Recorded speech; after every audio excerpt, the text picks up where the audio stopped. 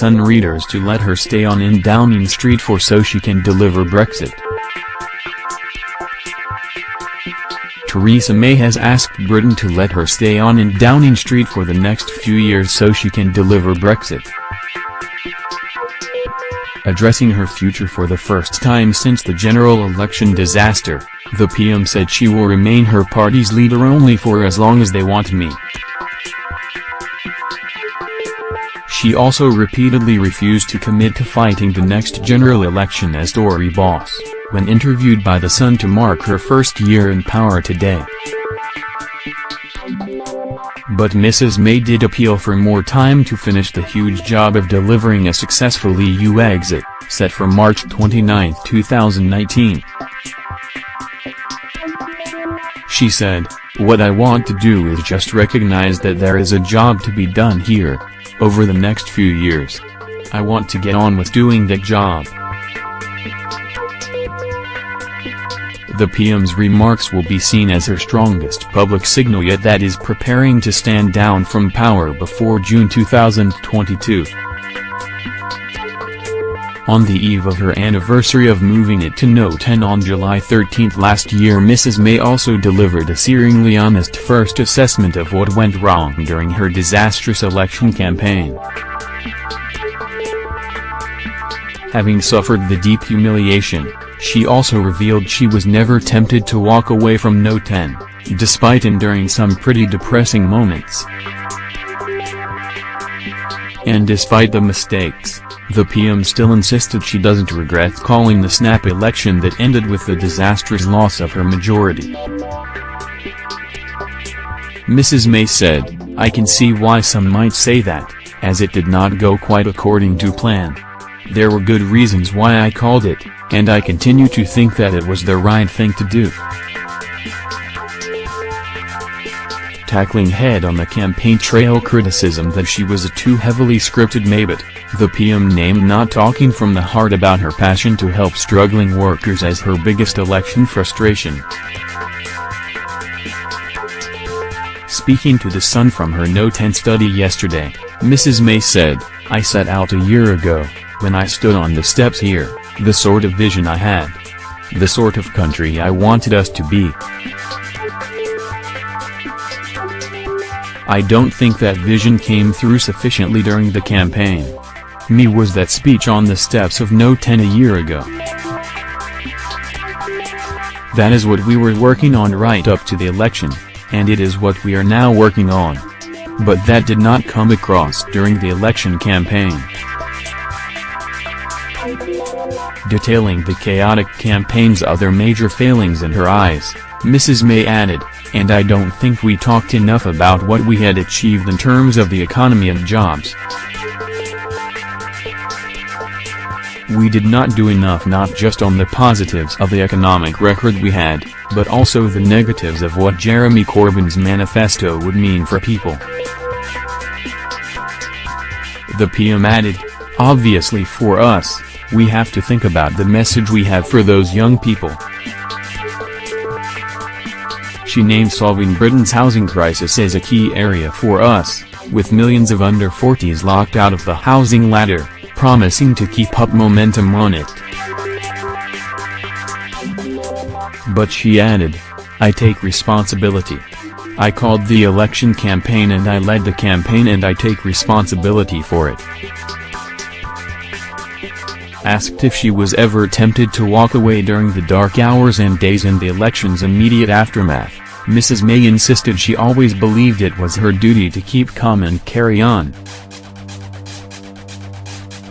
Recalling the horror of election night itself, the PM said, "There were some pretty depressing moments when I was watching really good colleagues lose their seats on that Friday morning.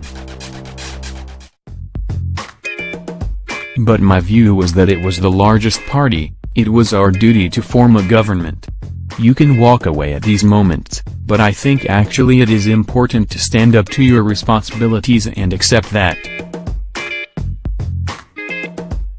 Mrs. May repeatedly sidestepped the question on whether she wanted to lead the Tories into the next general election currently set in law for June 2022 to instead say, "I have got a job to do."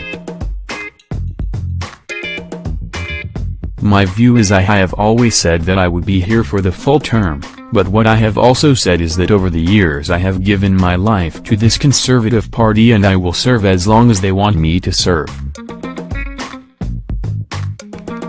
Asked by The Sun if she would personally like to fight another election as leader, Mrs. May made it clear she is only now concentrating on the next 2 or 3 years ahead to see through Brexit.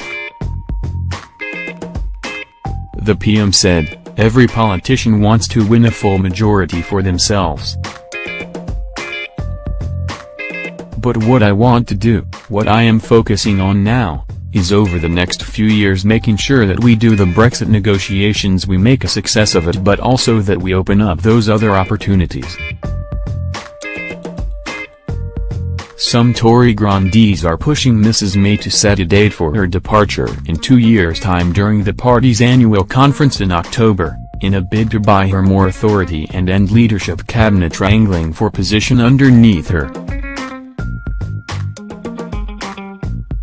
But Mrs. May also refused to spell out any timetable, again just saying, "What I want to do is just recognize that there is a job to be done here, over the next few years.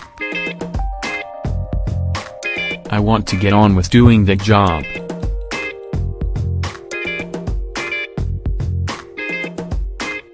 The PM also insisted it is wrong to write off the whole election campaign as a disaster, as there are also some big positives, including in the final result.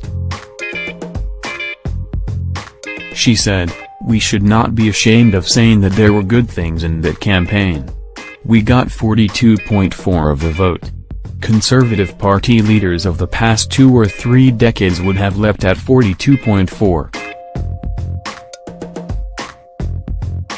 Tony Blair would have done. We got nearly 2 million votes more than Tony Blair did in 1997. Mrs. May also defended her much-criticized election manifesto, which Tories have slammed as a depressing vote loser, saying she and key aides had tried to do something different with it. She explained, "We approached the manifesto in a different way. It was not just a list of policies, it was setting out 5 great challenges that we have got to embrace and deal with as a country, and here are our ideas of how we could do that. Obviously some of those ideas went down better than others, and we have to reflect on that.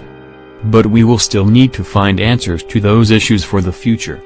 It was about being realistic about the future." She also revealed she has asked Tory party bosses to begin a major review over what went wrong, saying, "As a party, we are going to look very carefully at how the campaign went and what lessons we need to learn from that. There will be no celebrations and no 10 to mark the anniversary of a full year in power today," the PM also said.